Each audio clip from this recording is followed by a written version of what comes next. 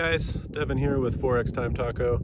I promised you a video about some of the electrical work I've been doing, so here we go. I figure we will start out in the cockpit and I'll show you how I wired up my switches, and then we can go from there.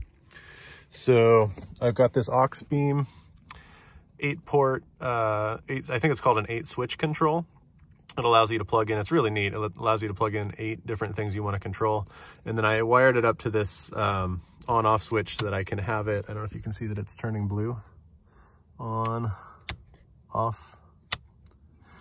And so this has a wire that goes from it either to the battery or to a auxiliary fuse that turns on with the ignition. I wired it directly back to the to my fuse panel in under the hood, and that way I can turn it on without the engine running. I can just run my lights directly off the battery. So a little bit of ingenuity. This doesn't come with it, it's just the control box, but this is just a standard toggle switch. So that's the first thing. Now we are looking under the hood. So as you saw in my pictures the other day, I've got my battery, I've got a blue C fuse panel, and then I've got my aux beam 8 control switch. This is a Overland equipped aluminum shelf type of dealio. I'm not exactly sure what it's called, but it's just a shelf mount bracket thing. And it's actually meant for the blue C and a circuit breaker that goes with it. That's what this big circle is for. But I chose to use it for the aux beam instead. And so it worked out pretty good. It kind of uses real estate pretty well. Oh, and then this is a inline fuse that goes into the fuse panel. So these two items are wired separately straight to the battery from these two items. This is also an inline fuse. Those are also wired straight back to the battery.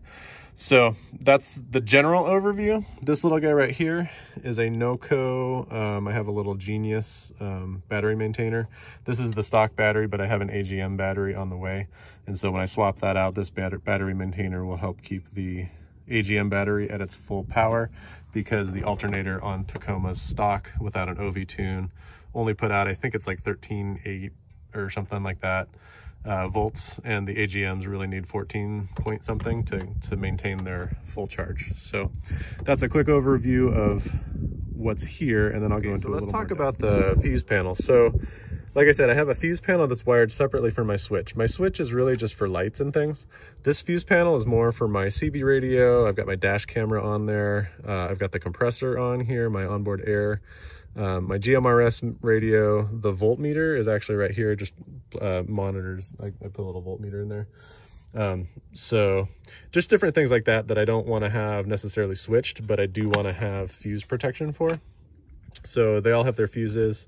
It's neat because it has negative on this side. These are negative, like just a negative battery bus, a ground bus, and then all of the positives just go into their corresponding channel, so to speak, on the fuse block. So it's got its positive from the battery in, and then into the fuse, and then it goes from the fuse into the fuse blocks, the master fuse, and then the negative ground just goes to the chassis. I have the switch controller, which also is wired. This goes back to the battery, straight to the positive terminal, and then it goes to an inline fuse. This is a 60 amp inline fuse that came with the aux beam. So this is kind of a kit that comes with the control switch that's in the cabin, this little fuse relay panel, and then the inline fuse. And you'll see that each channel actually has its own fuse.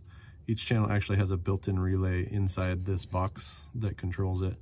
So you can see that it's nice, clean. You can wire it. My wiring isn't perfect yet, but it's getting a lot cleaner. And then, so off of this, there's a little red wire that goes back for that switch that I hardwired. And then there's also the control wire that goes back to the control switch panel. So that's really a neat little guy, and it's really easy to wire up lights because you can just plug them straight in. Totally worth it. I think it was like 200 bucks. It's totally worth it. Yeah, and then it's just on this, I forget what the brand was, Overland Expeditions or something like that, I don't remember. But this little aluminum bracket piece, I'll link to it in my bio. A really nice addition.